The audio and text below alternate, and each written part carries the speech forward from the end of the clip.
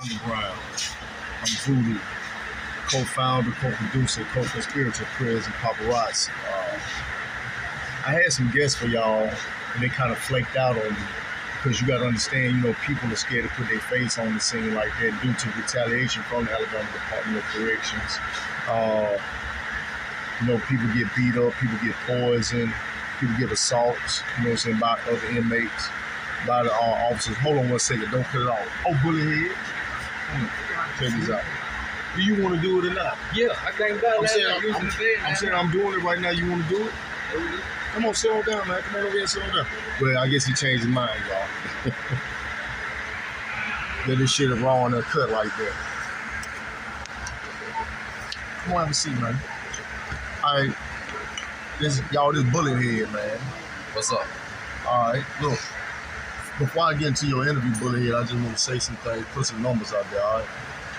Okay, there are 12,991 black males currently incarcerated in the Alabama Department of Corrections, but there are only, 10,181 white males incarcerated in the Alabama Department of Corrections.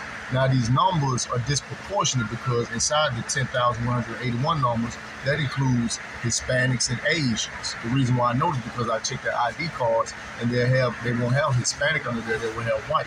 So they're actually probably about 8,000 Caucasian males in prison. Now, by them being the minority, they go through a lot of hell up in here. They get extorted, they get assaulted, and all kind of stuff happens to them in here. They get pressure for sexual favors and stuff like that. And what I have here, I have a brother here that's, he's a Caucasian male. And, I want him to tell his story about what he's had to go through in his trials and tribulations here while he's been incarcerated. Also, I want you to understand something. My belief, or what I believe. I watched a movie called Judas and the Black Messiah. And in this, he went and saw the Sons of Freedom or something like that, but there was a white supremacist group. But when he went in there and he was talking to him. This was Fred Hampton. And one of the key statements that he said, what if the overseer and the slave would have got together and overthrew the slave master? We wouldn't be in this situation today. And they was called the Young Patriots. That's what they were called. And the Young Patriots agreed with it. See, the struggle, it ain't black and white. It's poor people. It's uneducated people going against people that profit off of our misery, profit off of our pain. This is the fight. You get what I'm saying? Yeah, the majority of them folks here, they white people, but they putting the goddamn dick in the booty to their own people too, man.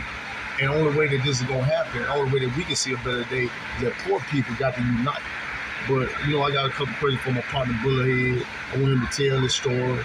What I'm saying? First of all, how long have you been incarcerated, Bullethead? 14 years altogether. 14 years altogether. So I guess it's easy to say that you've been in different camps and all the different camps. Several different camps. Well, let me ask you this. What have you seen since you've been incarcerated? I can say within the 14 years I've done, it's actually changed rapidly because when I first came down in 2009 and 10, white people actually stuck together. There wasn't that many drugs in prison. It was more alcohol and weed, everybody out on when I was a Draper in 2009 and 10, it's like all the white people hung out on Cracker Hill, worked out all day, ran laps with PT, you had the Aaron Brotherhood, the Southern Brotherhood, the Simon City Royals, and a few GDs and IGDs that were white, and everybody, it's mandatory, trade school and crime bill and SAP.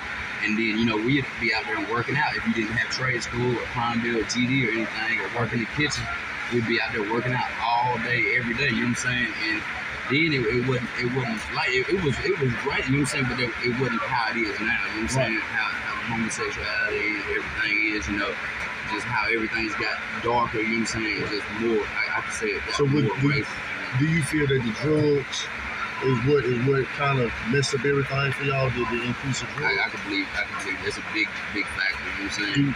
Do you do drugs from time to time? I do, I do too, don't feel bad, I do too, you know what I'm saying? Listen, self-medication is a big thing in here, man, because you gotta understand. See, people in society, y'all live on fear. People in prison live on hope. y'all fear coming to prison. Y'all fear catching the case. Y'all fear leaving y'all family. But in prison, it's hope. We hope we can go home. We hope we make parole. We hope we get a visit. We hope we get a package. We hope these folks will leave us the fuck alone. You feel me? But now, they done took hope away because they done took the parole board away. They done took hope away because, the visitation, they took the hope away. This is why violence has risen so high in these facilities. Because ain't no hope no more. And you just got people profiting off of other people's misery. They vampires, bloodsuckers, ticks. You feel me? And that's what's going on. But let me. I want to ask you this. So since you've been incarcerated, have you? First of all, let the folks see the side of your head. He's Simon City Royal, y'all. Feel me?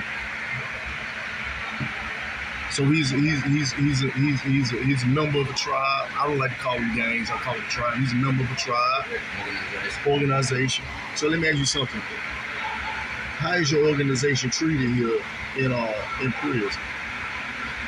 Poorly as of right now, you know what I'm saying? Like, there has been a time, like, in 2017, around 12 through 16, when I was here, we were like 22 strong, you know what I'm saying? Yeah. And every day, like, we had mandatory PT, mandatory movements, you know what I'm saying? Like, mandatory, running together, eating together, it was organized. Right. When I went to Woodlock in 17 and met Pat, which is the institutional commissioner of the state of Alabama. Yeah. I met him, and we were probably, 24 strong. We called a mandatory movement. You know what I'm saying? All brothers got moved in one dorm unless you was in Crime Bill or SAP in the program. So that's what we did. And I'm talking about, we wasn't taking no shit. I'm saying, like, we didn't fuck with nobody. We stayed in our lane, but we had our own cut sewed up in the back. You know what I'm saying? Anybody fuck with us, we ran down on them. You know what I'm saying? All is one. You know what I'm saying? One goes, all goes. You know what I'm saying? Right. Whether it's 10 on 20, you know what I'm saying? It's better than 20 on 1. You know what I'm saying? And, eventually we got so much respect. We had everybody started riding with us. The Muslims started riding with us. The GDs, the BDs, the Bloods, Crips, Montgomery, Birmingham, I'm talking about Mobile. Everybody started riding with us because the respect we had and what we were doing, because we wasn't laying it down on the disrespect. We were laying it on motherfuckers coming in the door and stealing. We'd beat them up, run them out the dorm. Mother owed us some money. We beat them up, time up. Mother touched a little girl, a little kid, or something like that. With time to burn their tattoos off and shit if they were one of us. You know what I'm saying? So we were doing stuff that was, respected. You know what I'm saying, by everybody else. So, and we got that respect along the way. But now, when we got locked up, we caught a murder charge at the end of 17 before I went home. You know what I'm saying? 4 of us did. And it ended up getting thrown out. I got all my good time back. I went home, and they went to statewide lockup. You know what I'm saying? And, it seemed like after that, when we got locked up, that's when it got real bad. You know what I'm saying? Real bad. Me going home and then being in statewide lockup and not having it organized as it was. That's when it kind of just started getting divided. And, you know what I'm saying? And, it's got pretty bad now. So, let me ask you this. How does the guards treat you being a Caucasian male here in prison? How does the staff treat you? Crucial. Even my own kind treats me worse than the black officers do. Why do you feel like your own kind treats you worse? Because they see these white guys in here that, you know what I'm saying, are being beat up, being, homosexuals, dressing out, that are, taking shit off of, not sticking together, drug addicts, so they look down on that, they frown upon that, you know what I'm saying? Do you think that that's a fair thing for them to do, to look down on the guys that's having difficulty or have decided to live an alternative lifestyle? No, because with them, we could make something happen, that's what we need. You need higher ups, you know what I'm saying? You need a chain of command, you gotta have a chain, so if we had white officers that would help us, we can make a way, you know what I'm saying? Yeah. Also, you know what I'm saying? Right. So let me say this. I want y'all to understand something. Dealing with this from my dealing with incarceration and things that I have seen. You're gonna be a white dude in prison, man. This is the thing. And I want you to tell little Timmy this, little Johnny, you know what I'm saying? The mamas out there, you feel me, the daddies out there, they got at-risk children, Caucasian children right now in the state of Alabama. You do not want to come to prison. This for any child. But we dealing with the Caucasian children right now. You do not want to come to prison. You are preying here. Prey. You are preying here.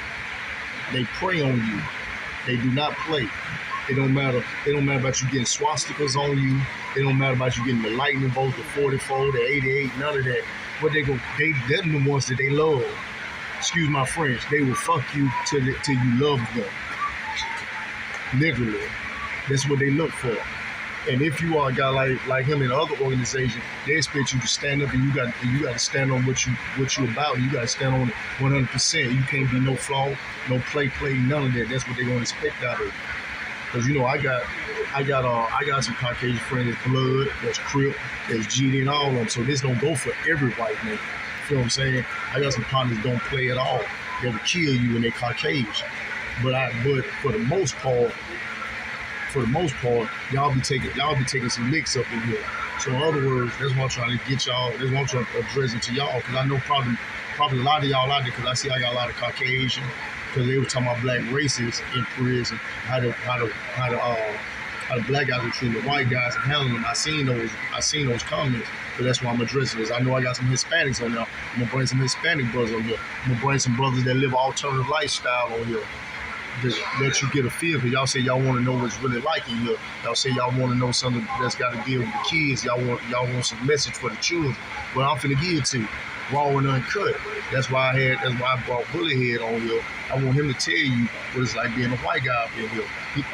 You see him, he official. He got the tattoos, he got everything hit up. You see he rocking the black eye too. See, he done already had some stuff going on. And a matter of fact, I might got that footage for y'all too. But I usually don't release stuff like that at the time. I usually wait till I get to another channel. But that's what. Hold on, hit him right quick. What's up, Church Ray? What's up, Church Ray? Come on, Church Ray.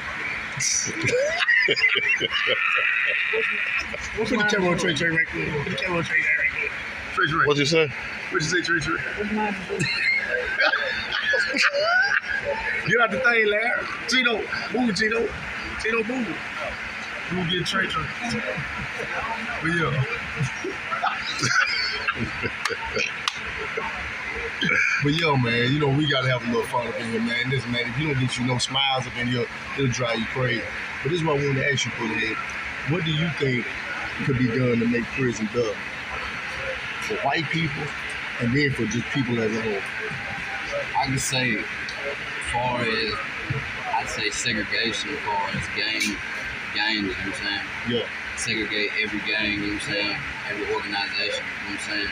So they could grow and develop, you know what I'm saying, where there be unity, you know what I'm saying, yeah. Own structure, So you feel like every organization should stick with that organization, right. And maybe have like a delegate go and deal with the other organization. Right. You feel what I'm saying? Everybody discipline their own, everybody interact with their own. Because see, it's only like in Alabama, it's like Mississippi and like Wisconsin, you know what I'm saying? Louisiana. I've been to Mississippi, you know what I'm saying? Mississippi prison, like Royal, something, we run the whole state of the prison, you know what I'm saying? We might have, at Parchman, we had a head count of 2,800 something Royals at just that prison, you know what I'm saying?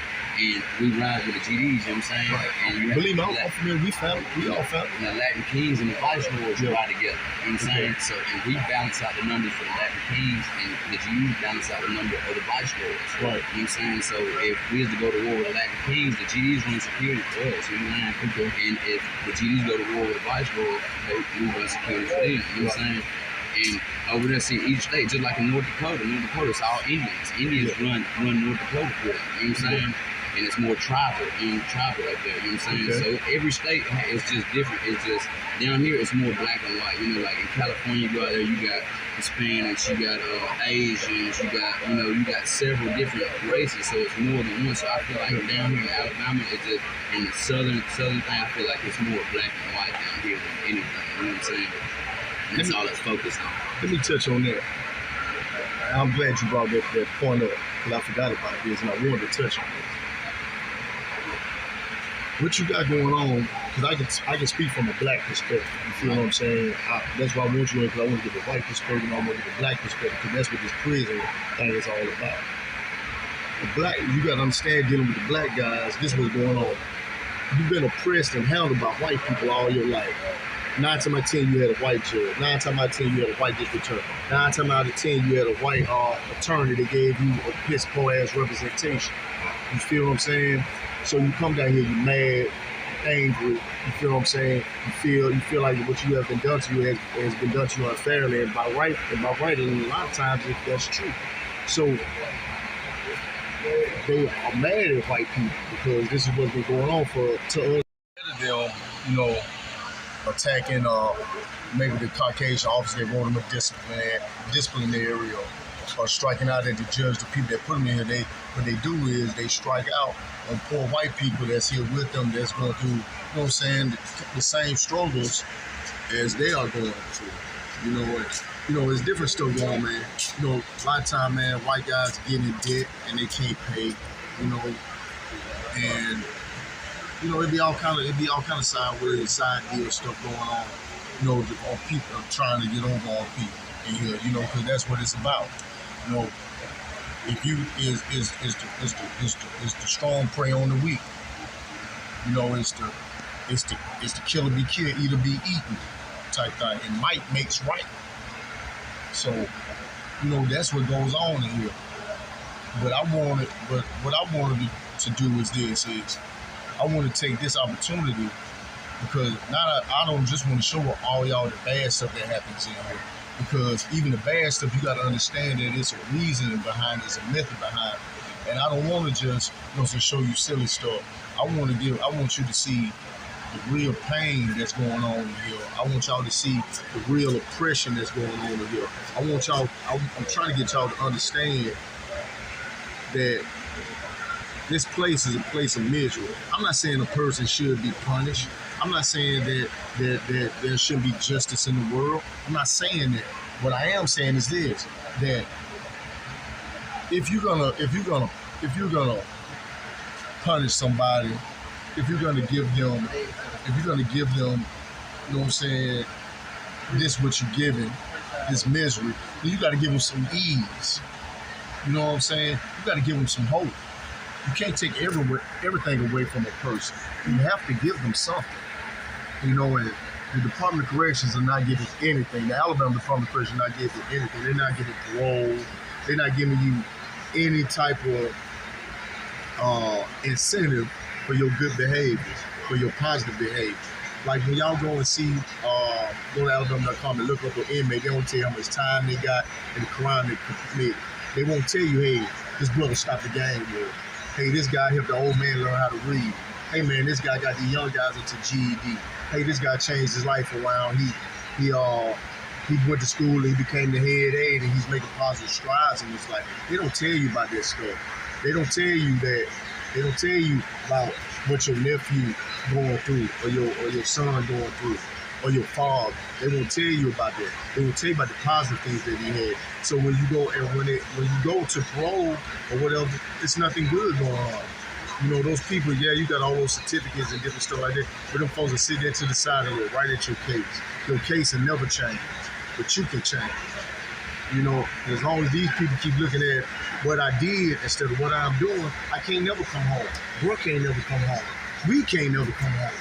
You know what I'm saying? But what has to happen is the people that's out there on the outside, y'all got to change the people that's holding us back. Y'all got to care. Y'all got to put them in their proper place and proper perspective because you are the ones that elect these officials. And you got to understand that locking them up and throwing away the key is not gonna change anything. It's not gonna help anything. Only proper rehabilitation can change the situation. Because what you gonna do eventually? What you gonna keep building? I want y'all to understand something. I want to open up y'all mind state for a little bit. We got cars that can drive themselves. We got a rocket that can land, that go in outer space and then come back and land itself. You got a television that can fit inside your hand. That's a video game, a video recorder, a phone, and everything all in one. We got we've cloned different animals and we got test tube babies and all kind of old stuff. But the only thing that you can tell me that you can do to deter crime is longer sentences and build more prisons. Y'all been doing that since it's been America, and it has not deterred crime. Crime has not went away. Crime has not went down. So why are y'all still doing the same thing? It's not working. Or is it really working? Is it that y'all just really saying that, but y'all really pushing a different kind of agenda? This is the part where I want to ask people on the outside to wake up. The government running it on y'all. It's been running it on y'all. Prison was never designed to be a place of rehabilitation, to help a person be better and come out and be a productive member of society. It was never designed for that. Because if it was designed for that, then it would do its job. Everything that America has that it was designed to do something, it does what it's supposed to do, except for prison. So they say. But what I want y'all to do, man, if y'all like what I just did, man, I want y'all to subscribe. I want y'all to like. I want y'all to share, man. Man, help me do a push. Help me push this thing, man. I also want to tell y'all this right here. These devices are very expensive.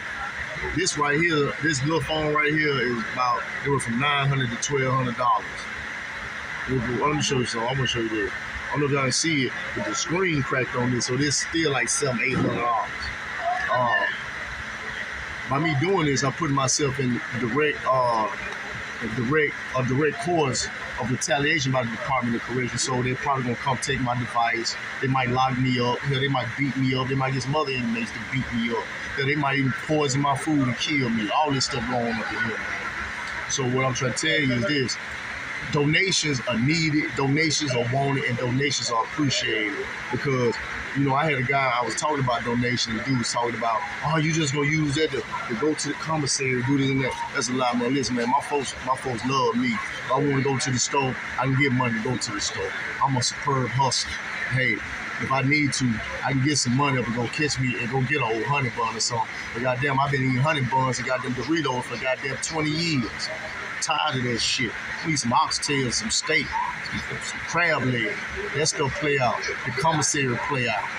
Get tired of this stuff, man. So what I'm saying, you want to come on back, Bullethead? Yo, Bullethead back. But let me say this. So, Bully, do you so do you ever find yourself at, do you have a drug problem? Do you feel like you have a drug problem? Yeah, I have. Yeah, did you have a drug problem before you came to prison? Is that what led you to prison? Drugs? Somewhat, but not.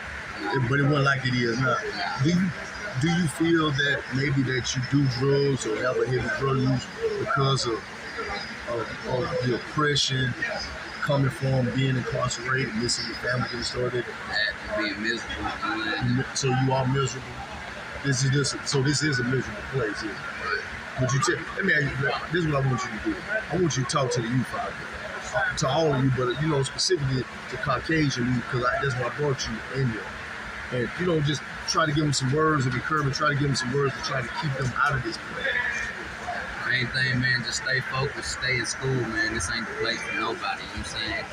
And for a white person, it's very hard in the state of Alabama in the penitentiary, man. It's modern day slavery, man, all over again, you know. For white and black hands. Yeah, it's just white and black. We realize that, you know what I'm saying, that, you know, we doing it to ourselves, you know what I'm saying, and they doing it to us, you know what I'm saying?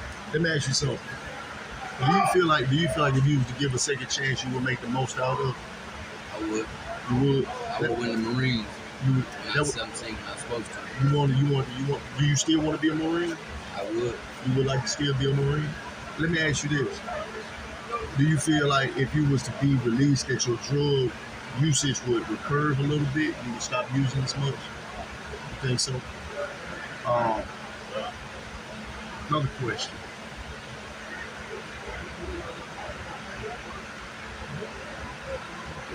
How, like, if y'all, let's just say a white, I want you to give an example. Let's just say a white, how do the guys try to put you on the drugs and different stuff like that? Do you feel like you was pressured to use different drugs and stuff like that, or was you already into all these drugs? Or you feel like it's really at a time of you know, one of my most downfalls, you know what I'm saying? When I lost my baby brother, you know what I'm saying? He was murdered by 5 dudes, you know what I'm saying? They threw him up in the tree, cut his fingers off, did some fucked up shit to him, you know what I'm saying? I be getting high too, man. And I was really depressed and I was going through something. And one of my righteous homeboys threw some heroin out on the table, like, bro, this shit will kill the pain. And I snorted some, and it just, the feeling, you know, it killed the pain. It numbed everything. It took away my emotions, you know, my anxiety, just my stress. I didn't have to worry about nothing. I could just lay and sleep life away, you know. I didn't have to worry about the world's troubles and problems that would come my way, you know what I'm saying? So I felt like that was a big part, you know, on you know, like losing my brother, you know what I'm saying? Let me ask you this. I'm glad that you brought that up. Do you feel that Alabama, the Department of Corrections, had some type of outlet that you could have went to and possibly talked to them or got counseling? Have you ever tried to do that use that entity of the I have, but it's always been default, you know what I'm saying, in the state of Alabama. There's no help, there's no I'd say no dreams or, you know what I'm saying, or anything, you know, success in the state of Alabama. If you want to make it, you got to get out of Alabama, you know what I'm saying? This just ain't the state for that. So they didn't try to do anything to help you, to counsel you or let you talk to a psychiatrist or somebody to deal with the trauma of losing your brother and the traumatic work. They did it. So it's what y'all paying your taxes for. You know, you're paying your taxes. This is what it's all about. It's all about a dollar. You know, the reason why they don't want to let us go is not because they want to be hard on crime. It's because they own Securus. And Securus is making money off of these. So the more people they lock up, the more money that they make. They don't care they don't care nothing about society. Well, you got one of them Securus all up, book, man. It's about a Christmas package, food package, and a hygiene package. It's about the wall phone. It's about the money on their wall phone and the video visits. It's all about profit. These people are profiting off of pain. And don't think about it. What type of person would want to profit from pain? What type of individual is that? Can you answer that? What's your thought on a person that want to profit off of pain? They're miserable themselves. They miserable. Ooh, man, that was a good one. Y'all miserable y'all self. You know, misery loves company. And misery loves company. Like I said, man, if y'all like this, man, hit that like button. Subscribe, man. Hey, let me ask you this. Cause we finna get ready to wrap everything up. How do you feel? Do you want to? Once people reach out to you, you want to leave some information? Cause you know you might have somebody might want to write you. Man, if you need some legal advice, you might get those people out there. I don't know. We got all type of people. I want all type of people to look at this, because I want all type of people to come and try to give us some aid and assistance. It don't have to be financial. It can be spiritual. It can be something uplifting. You can give us some sound advice or just some words of encouragement, man. We appreciate any and all type of attention, any type all positive energy. So I want to, if you want to leave your information, anything like that, man, let it be known. If you want any advice, man, what's going on in here, you know, how to reach out to somebody, try to help somebody, you can reach me at Christopher Terry is my Facebook, you know what I'm saying? CHRISTAPHERTERRY Facebook. You catch me on there. Hit me, send me a request. I accept it, and I get at you, you know what I'm saying? Listen, man, I appreciate you coming and telling your story. Let me ask you something. If we get like a big request and people want to see you and stuff like that, or people want to hear more of your story, would you be willing to come back? I'll get back on. I appreciate you, bro. Thank you again, bro. Listen, man, y'all be encouraged out there, man. This prison paparazzi, live from the Worldwide Underground. We out.